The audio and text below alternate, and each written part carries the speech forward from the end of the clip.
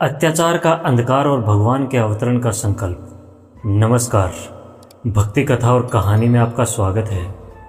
मथुरा नगरी जहाँ चारों ओर यमुना जी की लहरें गुनगुनाती थी, गोकुल और वृंदावन के हरे भरे वन थे, वहाँ कभी धर्म और न्याय का राज था।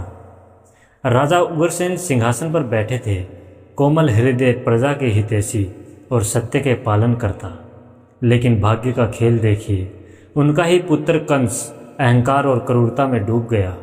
बचपन में चंचल और वीर, परंतु जवानी में आया तो शक्ति का नशा उसके सिर चढ़कर बोला। धीरे धीरे वह अत्याचारी बन गया और एक दिन छल से अपने पिता को कारागार में डालकर सिंहासन छीन लिया। कंस का आतंक मथुरा से दूर दूर तक फैल गया। लोग भय के कारण उसका नाम लेने से भी डरते थे। साधु संत मथुरा छोड़ने लगे, धर्म का पालन कठिन हो गया, प्रजा की आहें आकाश को छूने लगी। तभी ब्रह्मलोक में देवताओं की सभा में सभी देव इकट्ठे हुए और भगवान विष्णु से प्रार्थना की, हे नाथ, पृथ्वी माता भार से दबी हुई है, अधर्म बढ़ रहा है, कंस जैसे राक्षसों का अंत कर धर्म की स्थापना कीजिए। विष्णु ने आश्वासन दिया, मैं स्वयं मनुष्य रूप में अवतरित होऊंगा, यदुवंश में वासुदेव और देवकी के घर। उसी समय मथुरा में एक शुभ अवसर आया, देवकी का विवाह। देवकी रूप में अद्वितीय, गुणों में अनुपम थी।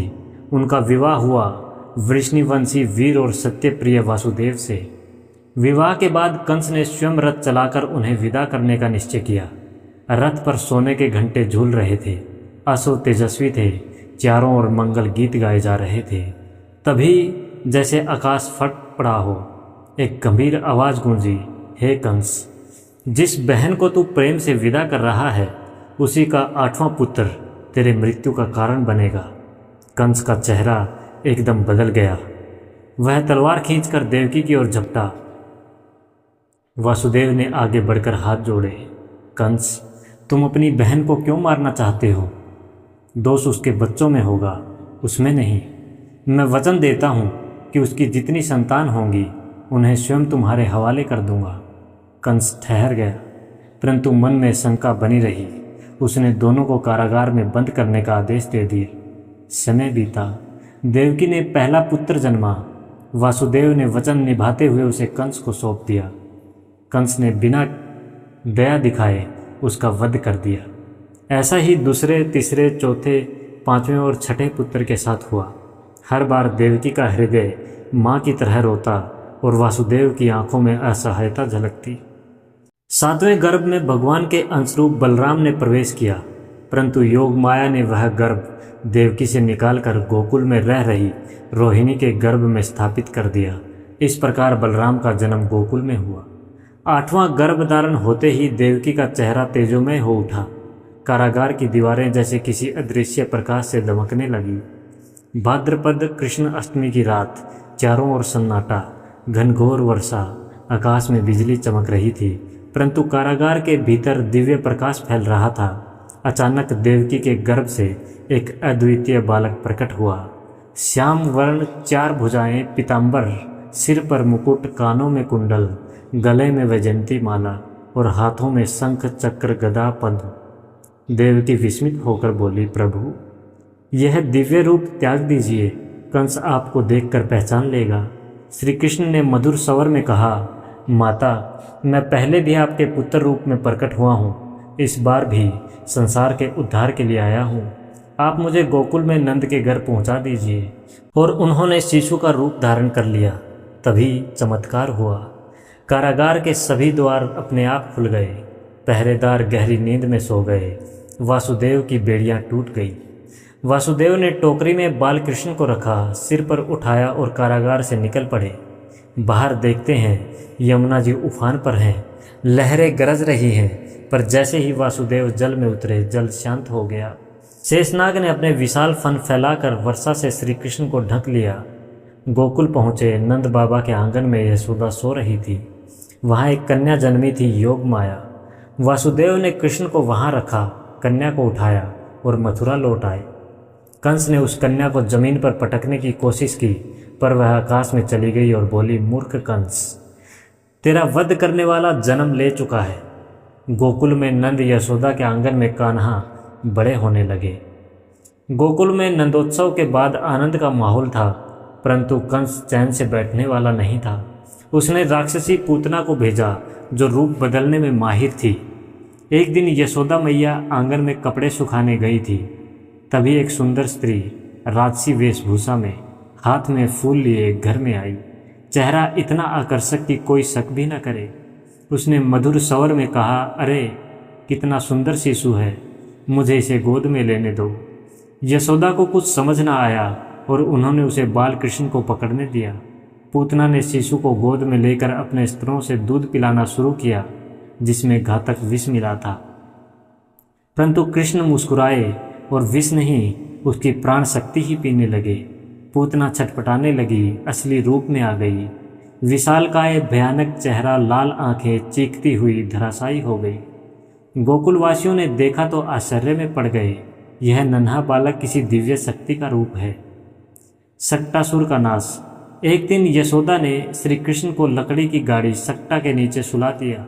वह गाड़ी बहुत पुरानी थी और उसमें एक असुर सक्टासुर वास करता था, जो गाड़ी का रूप लेकर बच्चों को दबाने का अवसर ढूंढता था। कृष्ण सोते सोते अचानक अपने पैरों से गाड़ी पर लात मारते हैं। वह लात इतनी शक्तिशाली थी कि पूरी गाड़ी टूट फूट कर बिखर गई और सक्टासुर का वध हो गया। गोकुल की गोपियां हैरान रह गई, इतने छोटे बालक में इतनी शक्ति। कंस ने एक और दानव भेजा, तृणावर्त। यह आंधी और बवंडर का रूप धारण करने में माहिर था। जब यशोदा कृष्ण को आंगन में झूला झुला रही थी, तभी अचानक तेज आंधी चली। धूल धक्कड़ से सबकी आंखें बंद हो गई। तृणावर्त ने उसी समय बाल कृष्ण को उठाकर आकाश में ले जाने की कोशिश की, पर जैसे जैसे वह ऊपर गया, कृष्ण का भार बढ़ता गया, इतना बढ़ा कि वह खुद जमीन पर आ गिरा। कृष्ण ने उसकी गर्दन पकड़कर उसके प्राण ले लिए। यमुना जी में कालिया नाम का भयानक नाग रहता था। उसके विष से नदी का पानी काला हो गया था, कोई पास नहीं जाता था। एक दिन गोप बालक खेलते खेलते यमुना किनारे गए और गलती से गेंद पानी में गिर गई। कृष्ण तुरंत पानी में कूद पड़े। कालिया नाग ने उन्हें अपने फनों में जकड़ लिया। गोकुल में हाहाकार मच गया, परंतु थोड़ी ही देर में लोग देखते हैं कृष्ण कालिया के फनों पर नृत्य कर रहे हैं। हर फन पर बारी बारी से पैर रखते मुरली की मधुर ध्वनि गूंज रही थी। कालिया ने हार मान ली और प्रार्थना की, हे प्रभु मुझे क्षमा करें। कृष्ण ने कहा, जा यहाँ से दूर रामेश्वर में रह और किसी को हानि मत पहुँचाना। गोकुलवासी हर साल इंद्रदेव की पूजा करते थे ताकि वर्षा हो, परंतु कृष्ण ने समझाया, हम गोवर्धन पर्वत की पूजा करें जो हमें चारा, फल और जल देता है। लोगों ने उनकी बात मान ली और गोवर्धन पर्वत पूजन किया। इंद्रदेव क्रोधित हो गए और मूसलाधार वर्षा करने लगे। तब कृष्ण ने अपनी छोटी उंगली पर गोवर्धन पर्वत उठा लिया और सभी गोपियों को उसके नीचे आश्रय दिया। 7 दिन तक बारिश होती रही, परंतु किसी को हानि नहीं हुई। अंत में इंद्रदेव ने आकर क्षमा मांगी। हर लीला में उन्होंने प्रेम, साहस और धर्म का संदेश दिया। अंत में वे मथुरा गए और कंस का वध करके अपने माता पिता को मुक्त किया। कंस को पता चल चुका था कि कृष्ण ही उसका वध करेंगे। उसने उन्हें मथुरा बुलाने के लिए एक योजना बनाई, धनुष यज्ञ का आयोजन और उसमें आमंत्रण किया। नंद बाबा समेत सभी गोकुलवासी मथुरा आए। कृष्ण ने नगर में प्रवेश करते ही एक क्रूर हाथी कुवल्या पीड़ का वध किया। फिर मल्ल युद्ध में चाणूर और मुष्टिक पहलवानों को हराया।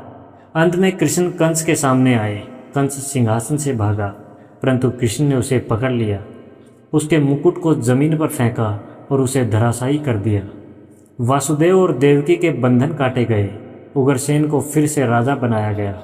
मथुरा में हर्ष और उत्सव का वातावरण छा गया। जन्माष्टमी व्रत की विधि। संकल्प। सुबह स्नान कर स्वच्छ वस्त्र धारण करें। संकल्प लें, मैं श्री कृष्ण की कृपा के लिए अष्टमी का व्रत करूंगा। पूजन सामग्री: पीत वस्त्र, तुलसी पत्ते, पंचामृत, मक्खन मिश्री, फल, धूप, दीप, गंगाजल। उपवास: निर्जला या फलाहार व्रत रखें। मध्यरात्रि पूजन: 12 बजे बालकृष्ण का पंचामृत से अभिषेक, पीत वस्त्र, आभूषण, झूला सजाना। भजन कीर्तन, नंद के आनंद भयो जैसे भजन गाना, अर्चना, तुलसी पत्तों से अर्चना, कथा श्रवण, पारण, नवमी को ब्राह्मण भोजन और दान देकर व्रत खोलना। जन्माष्टमी केवल एक पर्व नहीं, यह जीवन का संदेश है। कंस हमारे भीतर का अहंकार, लोभ और क्रोध, कृष्ण प्रेम, भक्ति और सत्य का प्रकाश। जब जब जीवन में अंधकार बढ़े, भीतर के कृष्ण को जगाना होगा। जय श्री कृष्ण, जय हिंद।